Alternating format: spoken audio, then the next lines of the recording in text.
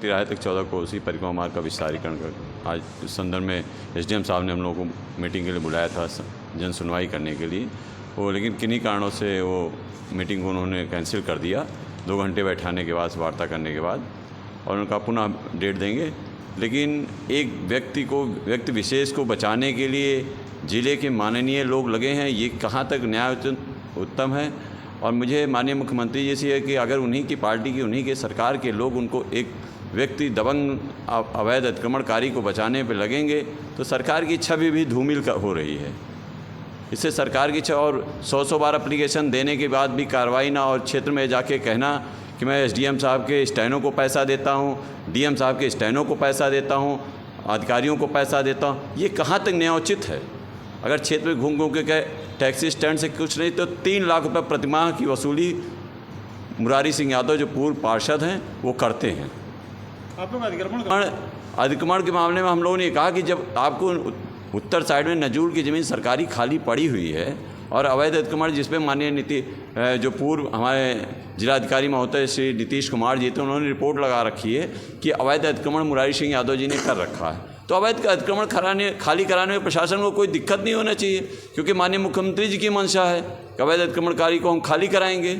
और निश्चित तौर पर वहाँ में कम से कम 4 बार संबोधन में ये कहते भी हैं कि अवैध अतिक्रमणकारियों से हम मुक्त कराएंगे ज़िले को। इसी संदर्भ में हम लोग आज एसडीएम साहब से भी मिले हैं। क्या नाम है? सूर्य कुमार तिवारी, पार्षद कल्याण सिंह वार्ड। लगाई और यहाँ पे डीएम एसएसपी सबके पास हम लोग आके एप्लीकेशन दिए। मुख्यमंत्री पोर्टल पे हज़ारों एप्लीकेशन लोगों ने, लेकिन हम उस पर क्या मामला है, क्यों नहीं उसको जो है वो किया जा रहा है, इसका हम लोग खुद नहीं समझ पा रहे हैं। पार्किंग पे मेरा अंदाज़ा जो है 50 से 60 गाड़ियाँ तो पर डे होती है और पर मंथ किसी से 3,000 लिया जाता है, किसी से 4,000 रुपये लिया जाता है। और उनका जो है अच्छी तरह से व्यवसाय फलीभूत है और हमें यही नहीं समझ में आ रहा है कि इतनी मुख्यमंत्री जी हमारे कहते हैं कि हमारे तक सूचना दीजिए, लेकिन हम लोग क्या सूचना दें। वहाँ पे हम लोग मुख्यमंत्री के उसमें आवास पे भी गए थे, जनता दर्शन में हम लोग गए थे, लेकिन उनसे मुलाकात नहीं हुई। हम लोगों ने लिखित में कितनी बार उनको जो है कंप्लेन की है, लेकिन मुझे खुद नहीं समझ में आ रहा। मैं लेडीज़ होके भी कितना कचहरी में डीएम साहब के ऑफिस में आई हूँ और खुद दी हूँ, लेकिन क्यों नहीं सुनवाई हो रही है, ये हम लोग खुद नहीं समझ पा रहे हैं।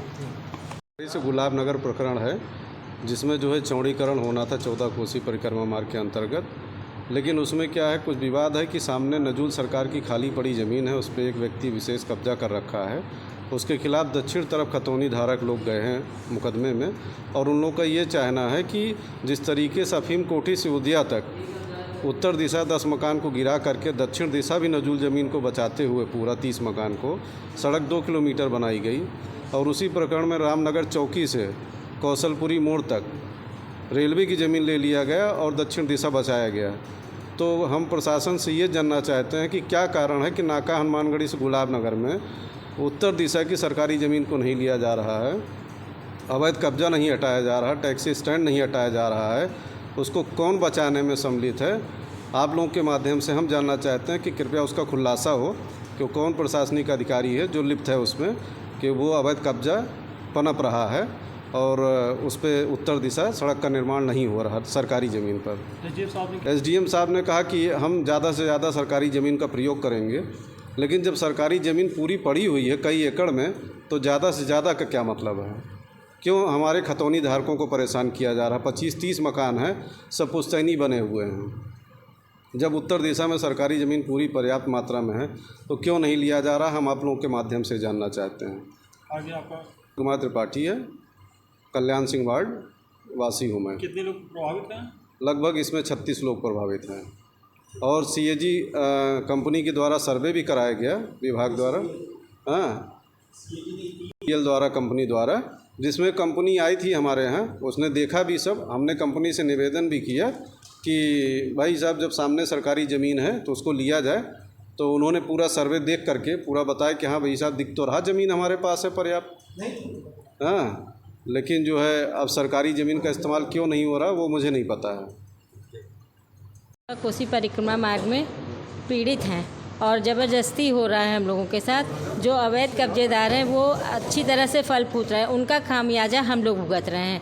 उसी प्रकरण में आज हम लोग आए थे एसडीएम साहब से मिलने, तो उन लोगों ने जन सुनवाई के हिसाब से नहीं बात की हम लोगों से, उन्होंने कैंसिल कर दिया। शायद कुछ उनको प्रॉब्लम रही होगी। लेकिन हम लोग ये चाहते हैं कि जब सरकार के पास इतनी ज़मीन खाली पड़ी हुई है, उनकी खुद की ज़मीन है और कई एकड़ है, तो बिना मतलब का हम लोगों को क्यों परेशान किया जा रहा है। हमारा यही निवेदन है कि जो अवैध कब्जेदार हैं और जिनका ख्वामियाजा हम लोगों को ना भुगतना पड़े और सरकार अपने हिसाब से उस चीज़ को डील करे।